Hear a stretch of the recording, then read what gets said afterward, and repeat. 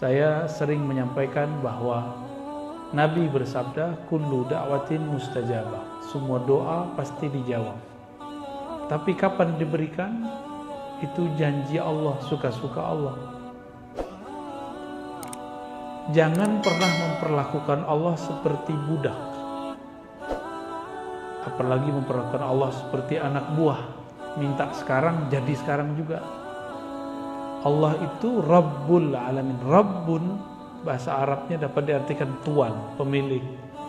Kita justru dimilikinya, bukan kita yang memiliki Allah. Jangan kebalik-balik. Jangan pernah ngomong, aku udah minta gak dikasih. Emang kamu siapa? Ya. Saya udah bertahun-tahun minta gak dikasih-kasih. Lalu ya iya, terus kamu siapa? Bisa maksa-maksa Allah. Emang Allah bapaknya? Emang Allah anaknya? Emang Allah anak buahnya? Kan bukan. Kita nggak berbuat apa-apa untuk Allah, terus minta-minta sesuatu. Malu. Pilih. Tidak minta dikasih, minta dikasih tapi waktunya suka-suka dia. Pilih mana, Pak? Nggak minta. Apa yang harus dilakukan? Tunaikan tuntutannya. Apa yang dituntut dari kita? Wa'bud rabbaka hatta ya'tiyal yaqin. Sembahlah Allah, kenalilah Allah sampai kamu benar-benar yakin. Ya, ada tuh di belakang kan. Kalau terjemahan biasanya yakin diartikan al-maut. Kalau saya enggak, ya. Maut udah pasti. Kalau al-maut, kenapa enggak ditulis saja di situ wa'bud rabbaka hattal maut? Maka terjemahan kita lain. Al-yakin, yakin. Yakin itu al-i'tiqad al-jazim. Keyakinan yang mantap kepada Allah Subhanahu wa ta'ala. Wa'bud dapat diartikan wa'rif. Kenalilah Allah sampai kamu yakin. Dan yakin itu banyak tingkatannya. Kita sudah tahu ilmu yakin, ainul yakin, hakul. Nah, yang dimaksud di situ di atas hakul yakin itu namanya yakin. Nggak ada lagi tambah-tambahan ilmu yakin, ainul. Nggak ada tambahan itu lagi. Hakul di atas itu semua itu namanya al yakin. Alif lam, keyakinan yang sempurna. Al yakin bahasa Arabnya dapat kita artikan kamu percaya tanpa syarat. Percaya tanpa syarat. Bisa nggak? Jadi kalau versi saya, Pak, kan yakin biasanya kita artinya 3 ya. Ilmu yakin, ainul yakin. Ilmu itu teori. Karena yang menyampaikan orang terpercaya, maka kita percaya.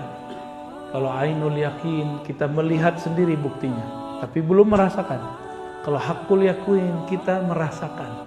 Kalau al yakin, rasa tidak rasa, kita yakin tanpa syarat. Bisa nggak? Kayaknya susah ya. Kalau nggak rezekinya lancar, nggak baca waqiah ya. Jadi kalau seandainya rezeki nggak nambah karena duha, nggak mau duha lagi. Bener. Kayaknya begitu sih ya. Kenapa semuanya harus bersyarat sama Allah? Allah memberi kita tanpa syarat. Saya mau tanya, kita nyembah Allah untuk kita. Di surat Luqman, bersyukur kepada Allah itu bukan untuk Allah. Li nafsi, siapa yang bersyukur kepada Allah kembali ke dirinya sendiri. Jadi Allah nggak butuh kok syukur kita. Jangan GR amat. Ya. La yusakkikannaka fil wa'di 'adabu wuqu'il mau'ud. Janganlah engkau menjadi syak mengenai suatu janji bahwa doa pasti dijawab. Tapi waktunya tidak sesuai dengan apa yang kita ekspektasikan. Wa in ta'ayyana zamanu, meskipun zamannya sudah jelas. Li alla yakuna dzalika qadhan fi basiratik. Supaya syak kamu itu tidak memadamkan cahaya mata hatimu. wa ikhmadan linuri sariratik, dan dapat memadamkan cahaya dalam sirmu. Jadi ada basirah, ada sarirah. Apa bedanya nih? Ya. Ada basirah, ada sarirah. Basirah itu mata batin. Dengan itulah kolbu melihat. Sarirah itu matanya ruh. Dengan itulah ruh bermakrifat. Dua beda ya. Kalau kolbu itu dibuka lagi, ada lagi yang terdalam, namanya sir, sarirah. Sarirah itu matanya ruh. Ruh kita memandang dengan itu. Maka kalau disebut ikhmadan linuri sariratik, kamu jika ragu kepada Allah, maka ragumu membuat kamu bodoh. Kebodohan itu adalah padamnya cahaya ma'rifat. Ma'rifat artinya ilmu. Ya. Kita semua sudah tahu Allah tidak pernah melanggar janjinya. Innallaha la yukhliful mi'ad. Tapi giliran diuji sebentar saja, kita doa belum dikasih, mulai ragu. Bener nggak? Padahal doanya nggak sungguh-sungguh juga. Bapak doa tapi pikirannya kemana-mana, ya, itu nggak sungguh-sungguh namanya. Doa yang sungguh-sungguh itu seperti kita datang kepada seseorang, meminta pertolongan kepadanya, kita jaga adab di depan dia. Berani nggak kita datang ke seseorang, orang bos, kita minta kepada dia sesuatu pakai proposal. Tuan, Bapak, mohon bantu acara kami, masjid kami, atau usaha kami. Tiba-tiba handphone bunyi, berani angkat nggak? Kalaupun diangkat dimatiin, benar nggak? Kalau lagi zikrullah, pikirannya macam-macam, keluyuran, ditarik lagi nggak? Dibiarin aja ya. Nah, itu bedanya kita. Maka wajar, sebenarnya mohon maaf ya, zikir-zikir kita itu nggak ada yang diangkat sebenarnya. Nggak ada Pak. Nggak ada yang khusyuk soalnya. Sholat Bapak tadi itu nggak ada yang diangkat. Tapi karena ada sholawat di situ, Allah angkat. Ya. Karena nggak ada yang khusyuk. Orang dari takbir sampai assalamualaikum udah kemana-mana mikirnya. Yakin nggak tuh diangkat tuh? Tapi Allah akan pemaaf. Innallaha afuwun ghafur. Allah itu maha pemaaf. Masalahnya mahar maaf itu ada. Bersalawat kepada baginda Rasulullah sallallahu alaihi wasallam.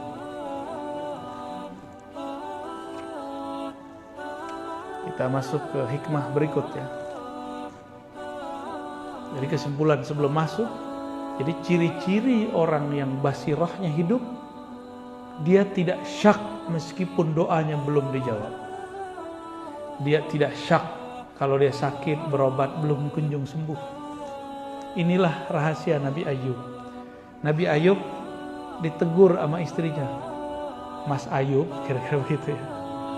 Kamu kan Nabi Allah, kekasih Allah. Orang-orang kalau ada apa-apa minta doa sama kamu. Masa kamu masalah kutilan kulit begitu aja gak berdoa kepada Allah? Kata istrinya. Nabi Ayub bisa sabar dengan semua kata-kata orang di luar. Tapi beliau langsung tersinggung. Bukan tersinggung terhadap dirinya, tapi tersinggung istrinya kenapa tidak bisa sabar. Ya. Kok istrinya mulai meragukan? Kamu kan Nabi, masa Nabi? Ya, gitu. Masa Nabi? Akhirnya Nabi Ayub mengatakan, pergilah kamu.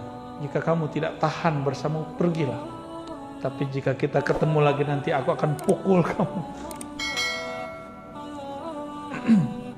Tapi itu istri paling baik. Wajar ya. Di zaman dulu nggak boleh istri ngeluh. Ngeluh dikit boleh cerai. Betapa pemaafnya Allah sekarang di masa syariat Nabi Muhammad. Istri ngomel-ngomelin kita gitu, maafin aja kan. Mohon maaf Bu ya. Di zaman Nabi Ibrahim punya mantu. Sesekali dia kunjungi, anaknya lagi keluar rumah. Kata Nabi Ibrahim, ternyata mantunya lupa ini mertua dia. karena jarang datang. Karena nikahnya waktu itu tidak ada Nabi Ibrahim. Nabi Ibrahim tidak hadir saat Nabi Ismail nikah. Dites sedikit doang. Gimana Neng nikah sama Mail? Kira-kira begitu Pak kalau bahasa sininya ya. Apa jawaban? Wah, payah. Bang Mail payah. Makan susah. Minta beli ini beli itu nggak dikasih. Oke, oh gitu. Cuma pertanyaan begitu, jawabannya 3 jam. Apa kata Nabi Ibrahim? Nanti sampaikan ke suamimu. Aku ini orang penting baginya. Kalau suamimu pulang, sampaikan ganti pasak pintu ya. Pergi Nabi Ibrahim. Gak lama pulang Nabi Ismail. Nabi Ismail itu tahu ayahnya baru datang karena penciumannya tajam. Itu bukan penciuman hidung, Pak. Penciuman batin. Nabi Ismail langsung nanya. Tadi ada orang datang ya? Langsung nanya. Iya Mas, iya Bang. Lupa dia. Terus apa pesannya? Ya langsung nanya. Jadi Nabi Ismail punya firasat nih. Apa pesannya? Karena dilihat gak masuk, cuma di luar aja. Berarti ada sesuatu nih. Kalau babe gue gak masuk ke rumah bahaya nih. Kira-kira begitu. Kata orang tadi, orang aki-aki tua tadi, udah jelek, rewel lagi gitu. Punya pesan lagi. Pesannya apa? Ganti pasak pintumu. Oh gitu. Ya sudah, besok aku antar kau pulang. Maksudnya apa Bang? Kamu pasti membeberkan aibku, kelemahan suamimu. Tuh, hati-hati tuh ngomong status, terus Facebook tentang perihal-perihal kelemahan rumah tangga. Memang gak ada lagi tempat cerita. Sampai harus berbicara, harus nyatet status. Ya. Coba hidup di zaman Nabi Ismail, di syariat Nabi Ibrahim, boleh dicerain. Ya, malah disuruh. Itu kalau dihitung sekarang banyak gak perempuan yang pantas dicerain? Ya, tunggu dulu Bang. Cowok-cowok juga pantas digugat cerai. Bapak Ibu yang bukan Allah, syariat zaman dulu itu betul-betul ketat. Di zaman nabi-nabi terdahulu tidak boleh ngambil harta rampasan perang. Nggak boleh. Di zaman Nabi boleh. Di zaman Nabi terdahulu zakat itu wajib 10%. Di zaman Nabi Muhammad ada pilihan-pilihannya, ada 0,5%, 5%. Ya, ada. Makanya sampai sekarang agama tersebut yang masih ngikut katanya agama nabi-nabi terdahulu masih 1/10. Wah, gede banget tuh Pak 1/10 itu. Makanya di negara-negara Eropa yang maju, gereja-gereja sepi. Karena pajaknya sudah mahal, asuransinya mahal, ditambah kalau masuk gereja 10. Gereja sono Pak, kalau di sini saya nggak tahu. Kalau di kita ada juga LDI lebih parah lagi. Bisa di atas 10 dia. Ya. Jadi kita hidup di Indonesia BPJS cuma 100.000, 120.000 udah deh. Udah ngomel tiap hari ya. Coba Bapak kalau dipakai ala Eropa, pajak 40%. Berani nggak hidup di Eropa begitu? Makanya wajar sekolah di sana gratis, tol nggak bayar, tapi parkir bayar Pak. Parkir sono langganan. Jadi kita ini karena nggak pernah keluar, selalu ngomong wah negara ini negara zolim. Kita nggak mau perbandingan. Kalau nggak suka kritik aja, nggak usah bilang-bilang zolim. Emang situ ngerti luar negeri, ya. Kalau nggak ngerti-ngerti amat, kita mending uskut, kul khairan, atau usmut, liasmut, atau diam. Itu lebih baik, ya. Apalagi kan anak muda Pak sekarang belum kemana-mana. Aduh, saya gergetan dengerin orang-orang begitu. Kita nggak seneng aja, tapi jangan berlebihan gitu. Idza fataha laka wijhatan min at-ta'arruf fala tubali ma'aha qalla 'amaluk. Kamu jangan kegeeran, kira-kira begitu maksudnya. Jika Allah bukakan suatu bab ma'rifatullah, tapi amalmu masih sedikit, jangan geer, biasa aja gitu. Fala tubali ma'aha in qalla amalu. Jangan ngerasa sesuatu, biasa aja ya. Fa innahu ma fataha lak illa wa huwa yuridu ay ta'arraf ilaih. Allah kalau membukakan pintu ma'rifat itu pengenalan, rasa, cinta. Pernah sesekali lagi nggak niat ngapa-ngapain, pas sholat ternyata bergetar sesekali, pasti pernah. Itu di saat Bapak Ibu lagi lupa untuk khusyuk, dikasihlah Allah khusyuk. Hilang nafsu mau khusyuk, diberilah khusyuk. Jadi kapan kita diberi khusyuk? Obsesi khusyuknya hilang. Karena kalau kita punya obsesi itu menjadi Tuhan. Allah itu ingin disembah wahdahu la syarikalah. Bukan pengen hamba itu merasa khusyuk terus nyembah dia. Karena merasa tenang terus nyembah dia. Berarti kita nyembah tenang bukan nyembah dia. Bisa bedain? Ya. Ini dua hal yang berbeda. Kalau nyembah Allah, mau tenang gak tenang, itu urusan lain. Mau khusyuk gak khusyuk, sembah saja dia. Kan Allah gak suruh. Allah mengatakan coba wa'bud rabbaka, sembah sajalah Rabbmu. Hatta ya'tiyakal khusyuk, gak ada dalilnya. Yang ada cuma hatta ya'tiyakal yaqin. Sampai yakin itu tumbuh dalam dirimu tanpa syarat. Gak ada lagi istilah ilmu yakin, ainul yakin, hakul yakin. Yang ada hanya al-yakin, keyakinan tanpa syarat. Hakul yakin mesti dites. Kita tes dulu baru kita percaya itu hakul yakin. Kalau al-yakin itu makomnya Sayyidina Abu Bakar. Beliau tanpa menguji Nabi, dia percaya kalau itu Nabi Muhammad sallallahu alaihi wasallam.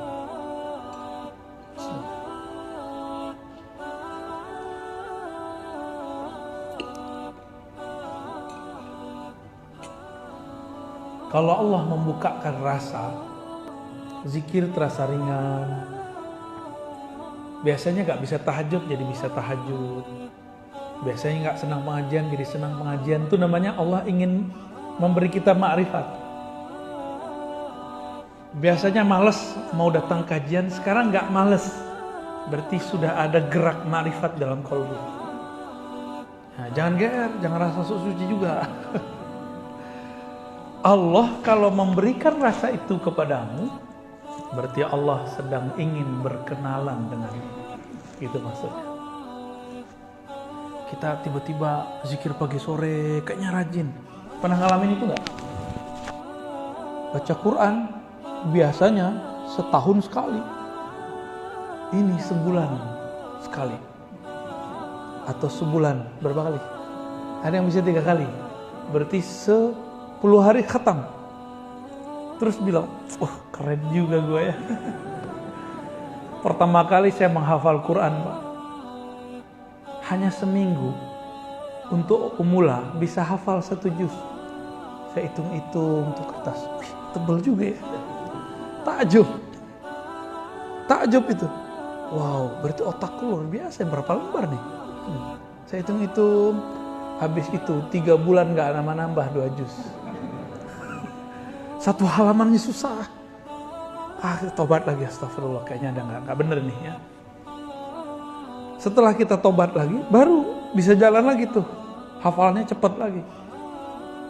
Itu awal-awal ngapalin Quran dulu. Jadi ternyata ada juga godaan, padahal ini teks suci. Belum tentu cara menghafalnya, caranya suci. Maka teman-teman penggiat hafalan, gak usahlah buat hafalan sebulan 40 hari, lebay. Ikutinlah sahabat Nabi. Sahabat Nabi itu ngafalin dikit-dikit, khamsan, 5 baris. Mau Bapak Ibu? Ya, 5 baris. Ustaz buru-buru 5 baris. 1 baris lumayan. Ada tips yang masih kerja. Jangan buang-buang waktu. Berangkat dengerin surat An-Naba, tapi diulang-ulang. Satu surat aja gitu. Jadi flash disknya isinya satu surat aja. Jangan tamak mau banyak-banyak ayatnya. Kecuali emang mau mendengarkan banyak ayat. Makruh loh Pak, kita nyetel Quran terus kita ngobrol. Mending nyetel nasyid, nyetel sholawat. Jadi kalau nyetel Quran, kita diem. Itu adabnya ya. Jangan sok soleh. Biar kelihatan soleh teman-teman. Setel MP3. Tartil. Tapi ngobrol, ya salah. Itu nggak ada. Kenapa? Wa idza quri'al Qur'an fastami'u lahu wa ansitu. Surah Al-A'raf jelas tuh ayatnya. Jika dibacakan Quran, maka hendaklah kamu mendengarkan lalu diam. Itu adabnya ya. Maka saya termasuk tidak sepakat. Mohon maaf di masjid ini gimana nih? Sebelum sholat terus nyetel Quran kenceng-kenceng, saya termasuk nggak sepakat walaupun tidak melarang. Lebih baik sholawat, tarhim. Kalau tarhim orang nggak dengar nggak dosa Pak. Tarhim kan cuma sholawat. Salatu wassalamu alaik gitu ya. Gitu ya. Assalatu wassalamu alaik ya. Begitulah saya suaranya udah sumbang Pak. Itu ajib, mending itu didengarkan. Itu dari Mesir Pak, bukan dari Makassar tuh bukan. Mungkin Bapak punya kenangan waktu ke timur, ke Makassar, semua masjid begitu. Benar ya? Semua masjid. Dan itu indah sekali dalam memori kita. Jadi saya punya memori indah kalau pas ke timur sana. Lombok sama. Ya semua tuh sama itu.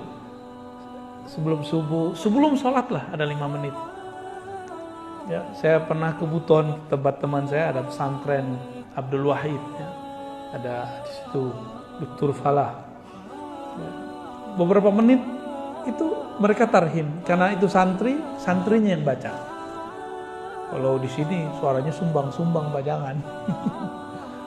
Dan indahnya bukan main, karena itu salawat. Satu salawat ada 10 rahmat.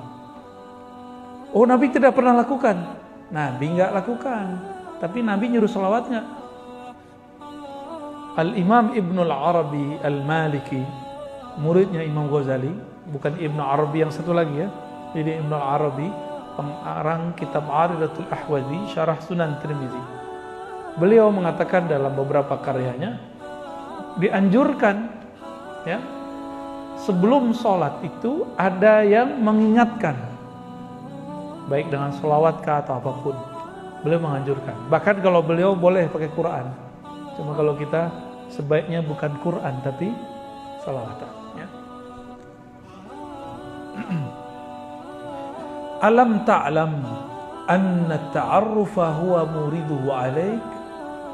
Tahukah kamu bahwasannya ma'rifat itu keinginan kamu tadi untuk bangun lebih awal, pergi sholat berjamaah, apalagi berzikir pagi sore yang teratur, ikut pengajian walaupun jaraknya jauh. Jangan takjub dengan diri sendiri, tapi tahukah kamu bahwa makrifat itu dialah yang memberikannya kepadamu. Wal a'mal, sedangkan amalan, a'anta muhdiha ilaih, apakah kamu yang memberikan hadiah kepadanya? Ini kalau versi orang awam nih, gimana? Kalau kita ibadah, kita yang mempersembahkan hadiah kepada Allah, benar nggak? Tapi kalau orang kenal Allah, apa kata mereka? Ya Rabb, aku bisa sholat karena Engkau yang membuat aku bisa sholat. Saya sering nanya jamaah, ini sama nggak jawabannya di sini? Bapak Ibu bisa bangun tahajud, itu yang bangunin siapa? Alarm. Yakin? Alarm, pasangan, atau Allah? Dalam surah Az-Zumar dikatakan, Allah lah yatawaffal anfusa, yang mewafatkan jiwa-jiwa. Di antara jiwa itu ada yang Allah yumsik, Allah tarik, mati namanya. Ada yang Allah yursil, Allah lepas kembali. maka dia bangun dari tidurnya. Oleh karena itu, tidur itu saudaranya mati. Karena selangkah lagi mati, Pak. Kalau nggak dibalikin, mati sudah. Gitu. Doa kita apa bangun tidur? Segala puji bagi Engkau ya Allah, ahyana, yang kembali menghidupkan kami. Bener ya? Berarti hidup, kita dihidup nih. Tertidur itu mau mati namanya. Pengen mati enak atau mati susah? Mati enak, jangan nonton ya sebelum tidur. Terus gimana sebelum tidur? Sebelum tidur tumbuhkan al-yakin tadi. Bisa lewat zikir, bisa lewat pengajian, bisa lewat conditioning di pikiran kita. Coba malam ini tidur, semua dendam kita buang, bisa nggak? Bisa nggak, Pak? Utang sih benar, dendam jangan. Bisa nggak? Malam ini kita tidur pegang dada, ya Allah, di hatiku ada noda-noda dendam. Izinkan aku tidur, noda itu tiada, telah Engkau angkat ya Allah. Ada benci, semoga terangkat. Ada putus asa karena masa lalu gelap, tolong ya Allah, kegelapan putus asa itu Engkau angkat. Semua kita punya masa lalu yang saya nggak tahu, masa lalu bapak ibunya apa. Ya. Saya punya masa lalu, bapak punya masa lalu. Jangan sampai masa lalu itu membuat kita tidak move on. Ya. Harus move on, harus maju terus. Ada beberapa kawan, sahabat saya ajak, ayo ngaji. Duh, saya ini kotor, saya nggak pantas duduk di masjid. Lah, emang kamu doang yang kotor. Saya juga kotor. Sama-sama kotor kita semua. Setiap hari kita nggak mau kotor, kotoran itu datang ke dalam kalbu. Jadi nggak usah putus asa. Itu kan setan yang menghambat dia. Nah, bapak ibu yang punya masa lalu yang gelap, sekarang bisa maju. Berarti dia dapat hadiah ma'rifat dari Allah Subhanahu wa ta'ala.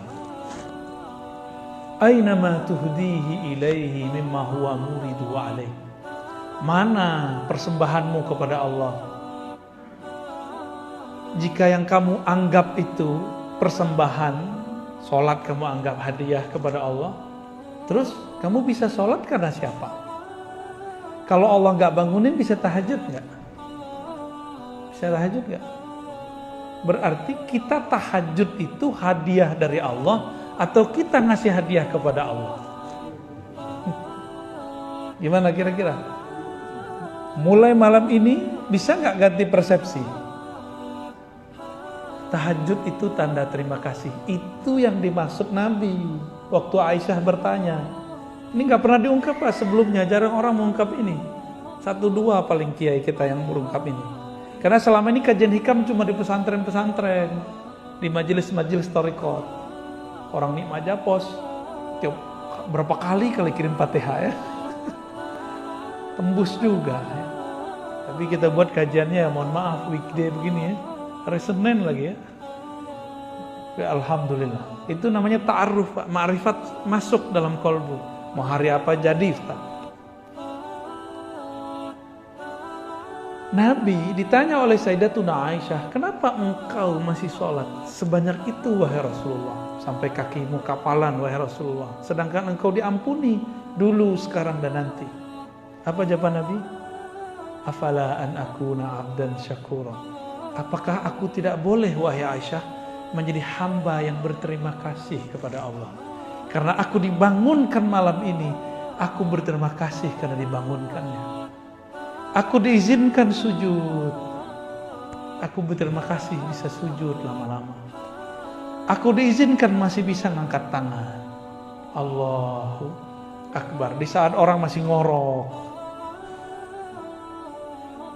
Jadi Bapak bisa hidup, datang sekarang. Jangan kayak dulu, katakanlah hati terima kasih ya Allah.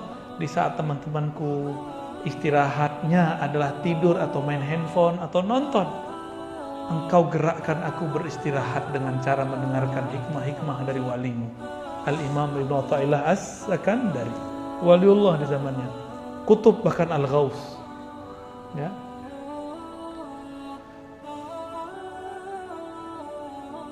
Maka beliau katanya, aina ma tuhdi huwa muridu alaik. Itulah kata-kata Nabi. Apakah aku tidak boleh bersyukur? Apakah aku tidak boleh berterima kasih kepada Allah SWT? Saya jelasin begini Pak, bukan saya yang pinter Pak. Jangan salah paham ya. Bukan saya yang pinter. Saya bisa menjelaskan begini karena saya dulu mau khidmah kepada guru-guru saya. Maka Allah kasih hadiah ini. Jadi ini hadiah dari Allah, bukan saya yang menghadiahkan ke Bapak. Ya. Maka nanti kalau ada yang bisa baca kitab, bawa kitabnya ke sini Pak. Jadi ngaji, lihat walaupun terjemahan, baca aja. Siapa tahu ada umur ya. Bisa mengajarkannya ya. Amin. Kalau enggak bisa ngajarin dia orang, ini di rumah kita. Siapa tahu ya. Jadi gimana? Mas ini minta pahala? Saya malu meminta pahala kepada Allah ya. Pahala itu bahasa Sanskerta berarti balasan. Berani minta balasan dari Allah?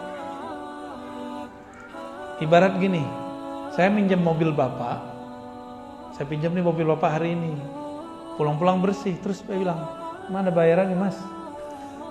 Ya, saya minjem, terus saya minta bayaran dari pinjaman itu, waras nggak?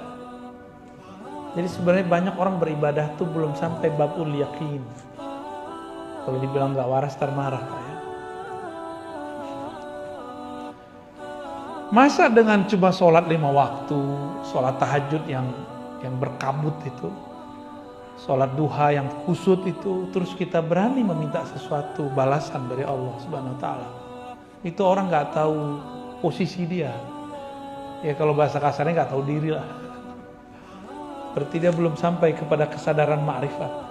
Sholatnya baru sholat nafsu, belum sholatnya seorang yang bermakrifat. Dia nafsu mau dapat sesuatu, dia sholat. Moga-moga sholatnya memperlancar dia dapat sesuatu. Itu nggak baik ya.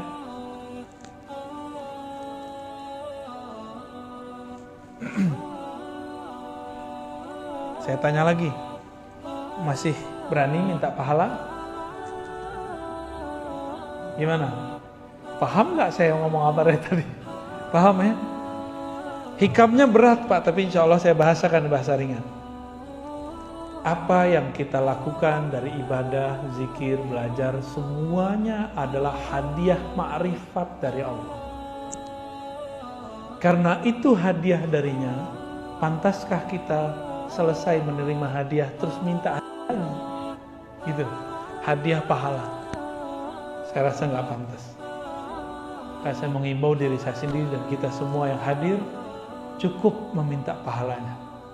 Maka benarlah imam-imam kita yang mengajarkan sholat, lalu selesai sholat bacanya lillahi astaghfirullahaladzim. Sebelum sholat membaca astaghfirullah, asyhadu an la ilaha illallah, asyhadu anna rasulullah, usolli fardal maghribi atau fardal isya'i, bla bla bla bla, belakangnya lillahi ta'ala. Itu wajar, supaya nggak minta macem-macem ya. Kalau masih minta macem-macem, berarti belum dapat ma'rifat, baru dapat amal gitu. Jadi kalau kita buat dua tuh model cara orang beribadah ya. Ini banyak-banyak tangan nih Pak.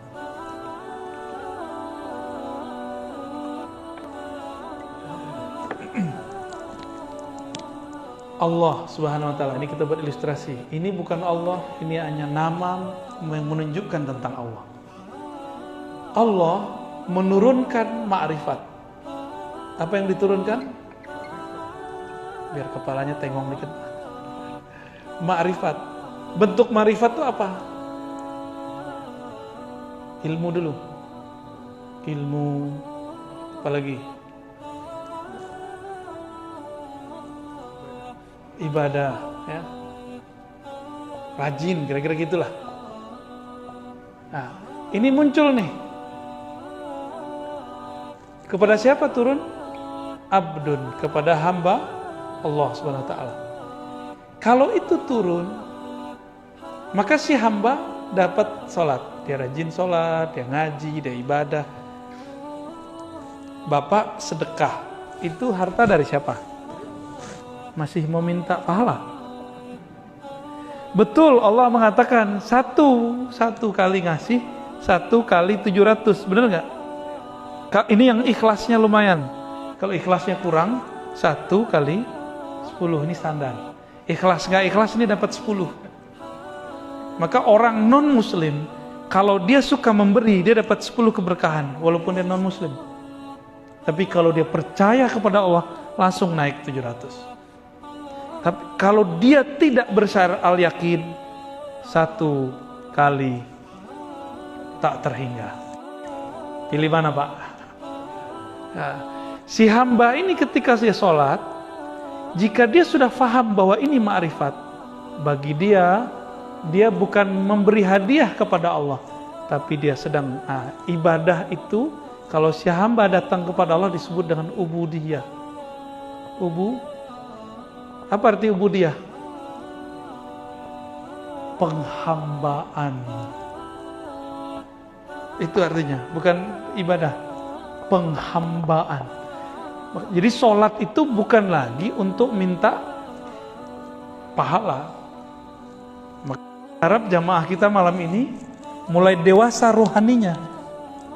Jadi kedewasaan rohani ditandai dengan sholat tidak minta sesuatu lagi kepada Allah. Siap malam ini? Nggak minta khusyuk, nggak minta tenang, nggak minta pahala, nggak minta surga. Yang diminta cuma Allah, pemilik surga dan neraka. Itu. Allah mengatakan, aqimis salata lidzikri. Surat Taha ayat 14. Salatlah kamu untuk sekedar mengingatku. Bukan supaya tenang. Ingat saja aku, nanti pasti tenang. Karena kalau orang dia mencari ketenangan, dia nggak pernah tenang. Emang tenang itu apa? Tenang itu di saat dia lupa mencari ketenangan. Kapan dia lupa mencari ketenangan? Di saat dia lupa apa yang harus ditenangkan. Yang harus ditenangkan? Pikiran, hati. Lupakan itu, baru masuk ke zikrullah. Maka zikir itu ada tingkatannya 3. Tingkatan zikir, Pak.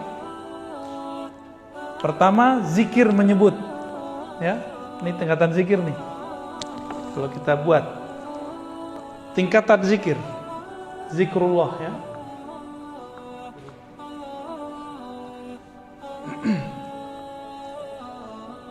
Nah, yang paling bawah itu nyebut. Sebut aja dulu, mau 100, mau 2.000, sebut aja dulu. Lalu zikir tingkat kedua apa? Ingat. Nah, kalau ingat kolbu yang main. Ya, ini kalau ini di lisan. Kalau ini di kolbu. Kalau ini dia bahkan lupa dengan kolbunya. Nah, inilah zikir ruh. Zikir ruh itu ma'rifat. Mengenal Allah. Pernah nggak Bapak nyebut-nyebut seseorang, tapi kita belum kenal, baru tahu di sosial media. Ternyata dia di samping kita. Pernah nggak? Karena belum kenal. Ada orang udah kenal sama dia, biasa aja. Tak perlu nyebut-nyebut. Ya, kita sebut-sebut dia. Ya. Bapak ini kalau sesekali ketemu orang, minta foto sama orangnya. Tapi kalau udah sering ketemu, minta foto nggak? Enggak, udah ada fotonya di kolbu. Ya, nggak perlu minta begitu.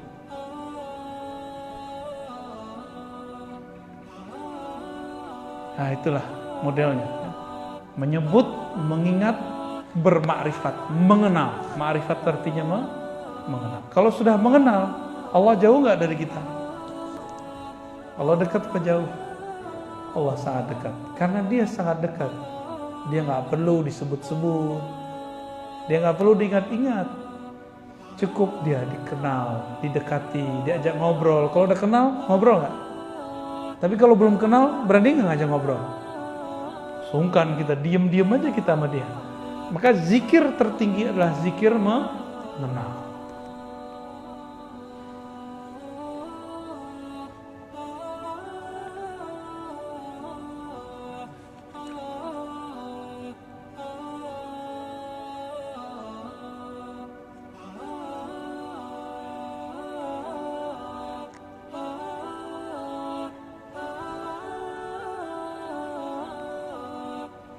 Di sini ada beberapa penjelasan panjang, tapi kalau saya bacain penjelasannya, hikmahnya nggak banyak dapat, Pak. Kita cukupkan ya, hikmah baru aja lagi. Hikmah keberapa nih? 6. Udah 6 ya? 8 apa 6? Tadi 1, 2, sekarang yang ketiganya. Ya, hitung aja Pak ya. Tanawwa'at ajnasul a'mali litanawwu'i waridatil ahwali. Tanawwa'at, bermacam-macam jenis amalan, ajnas, jenis. Jadi jenis itu dari bahasa Arab. Jinsun, jins. Pakai jins nggak Pak? Itu beda lagi ya. Jins itu bacanya ya. Kalau ini jinsun, jim nun sin. Jenis bahasa Indonesia, genus dalam bahasa pengetahuan lama ya. Tanawwa'at, kenapa bermacam-macam amalan itu? Kenapa amalan itu nggak kayak malaikat? Malaikat itu yang sujud aja. Ada malaikat itu dia kalau ibadah dari awal penciptaan itu cuma ruku. Nabi ditanya, wahai Rasulullah, apakah zikir yang paling utama? Apa kata Nabi? Zikir yang paling utama adalah yang paling utama dibaca oleh malaikat di langit. Subhanallah wa bihamdi, subhanallahil azim. Yang tadi Bapak baca ya. Subhanallah wa bihamdi, subhanallahil azim. Jangan pakai terjemahan, pakai makna dari saya. Subhanallah, sungguh hebat Engkau ya Allah.